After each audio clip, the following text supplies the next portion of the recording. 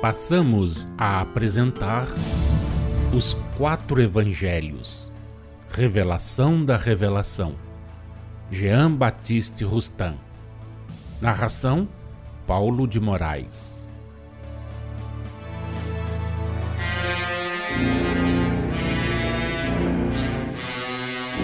Dissemos e repetimos que tudo tem a sua razão de ser.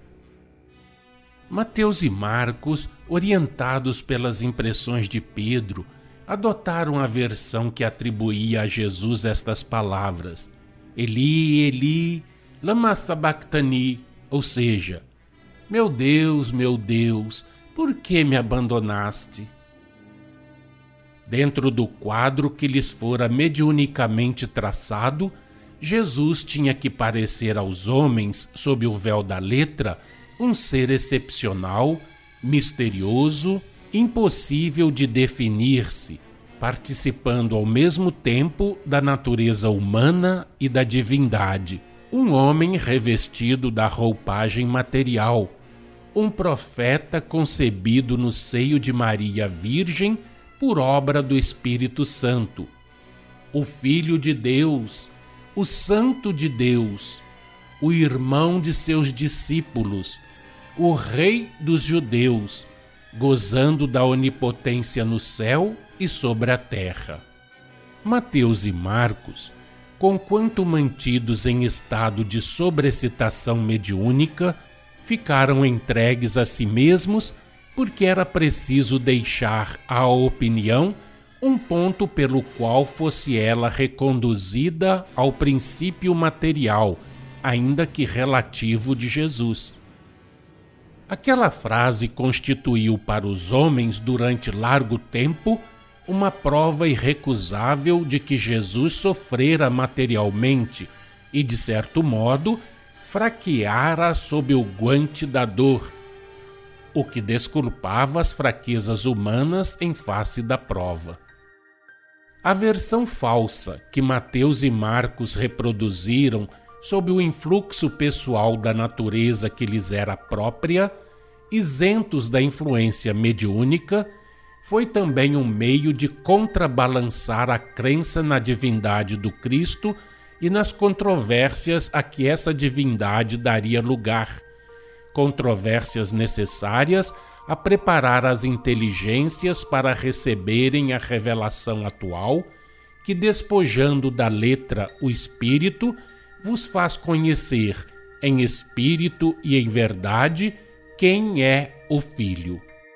Escrevendo dentro do quadro que mediunicamente lhe tinha sido traçado, mas entregue nesse caso a si mesmo, Lucas adotou, de acordo com o critério de Paulo, que via no Cristo o mediador entre Deus e os homens, a versão segundo a qual foram estas as palavras que Jesus pronunciara: Pai, às tuas mãos entrego a minha alma. Escrevendo igualmente dentro do quadro que lhe fora mediunicamente traçado, de maneira a fornecer às interpretações humanas, segundo a letra, os elementos da crença na divindade do Cristo, fornecendo ao mesmo tempo os elementos apropriados à retificação dessa crença, quando do advento do Espírito, e apropriados a servirem de base à nova revelação, que viria a dar a conhecer a natureza e a origem do Filho, sua posição com relação ao Pai, João, entregue nesse caso a si mesmo, adotou, guiado pelo seu critério próprio e de acordo com o que pudera apanhar, a versão que inculcava como proferidas por Jesus naquele momento estas palavras: Tudo está cumprido. Conforme o Evangelho de Jesus segundo João, capítulo 19, versículos 28 e 30.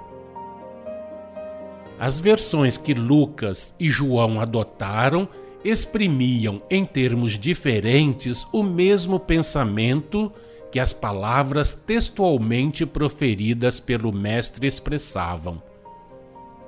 Ambas traduziam um exemplo de submissão e de amor. Jesus, ao apresentar-se ao Senhor, depois de tudo cumprido, lhe depunha nas mãos a sua alma. Jesus, dizem as narrações evangélicas, rendeu o espírito, expirou. Essas duas locuções têm o mesmo sentido, o mesmo alcance. O da volta do espírito à vida espiritual, readquirindo a liberdade no espaço que é a sua pátria. Não há comparação possível entre o regresso de Jesus e o dos vossos espíritos. Para vós, a encarnação material humana representa um exílio que sofreis a título de expiação, de provação.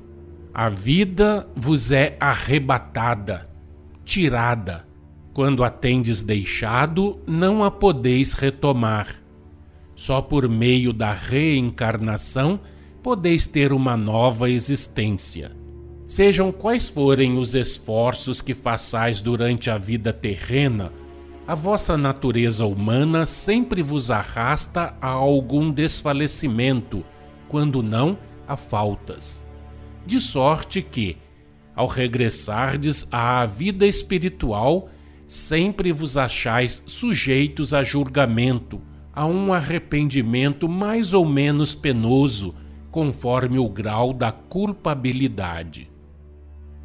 A volta de Jesus à vida espiritual era inteiramente diversa da vossa. Disse-o ele próprio, aludindo ao sacrifício do Gólgota, aos fatos e circunstâncias atinentes à sua missão terrena, tanto anteriores como posteriores àquele sacrifício, conforme a anotação do evangelista João, no capítulo 10, versículos 17 e 18, que dizem: Por isso o Pai me ama, porque eu dou a minha vida para a reassumir. Ninguém a tira de mim, pelo contrário, eu espontaneamente a dou. Tenho autoridade para a entregar e também para reavê-la. Este mandato recebi de meu Pai. Ele deixava a vida para retomar. Ninguém lhe a podia arrancar ou tirar, e ninguém lhe arrancou ou tirou. Era ele quem por si mesmo a deixava. Foi ele que por si mesmo a deixou. Tinha o poder de a deixar e o de a retomar. Ele, pois, não sofria a encarnação material humana, tal como a sofreis. Sua ausência da pátria espiritual não era, portanto, como se dá convosco, um exílio. De fato, frequentemente, muito frequentemente, quando, presidindo seu espírito ao governo do vosso mundo, julgavam que se havia retirado para orar na solidão, ele pairava sobre o vosso universo, regrando com sabedoria todas as coisas e fazendo executar as ordens do soberano Senhor. No Gólgota, ninguém lhe arrancou ou tirou a vida. Ele por si mesmo a deixou, no momento em que seu espírito, retomando a sua inteira liberdade, abandonou na cruz o invólucro que revestira de natureza perispirítica, tangível com a aparência do corpo humano. E de acordo com o mandamento que recebera de seu Pai, ele a retomou para reaparecer, operando o que se chamou a sua ressurreição e concluir a missão terrena que descera a desempenhar.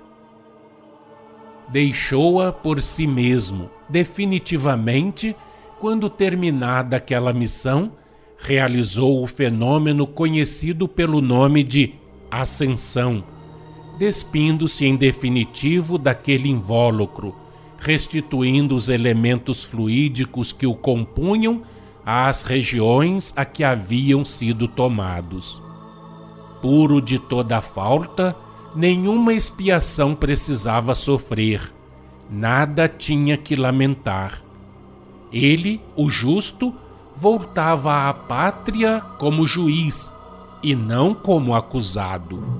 Quanto às trevas, que a partir do meio-dia até às 15 horas cobriram a terra, foram, como daqui a pouco explicaremos, fazendo-vos compreender de que modo se operou o obscurecimento do céu, um extraordinário efeito físico, produzido por poderosa ação espiritual, destinado a impressionar grandemente as massas e a repercutir fortemente nas gerações futuras.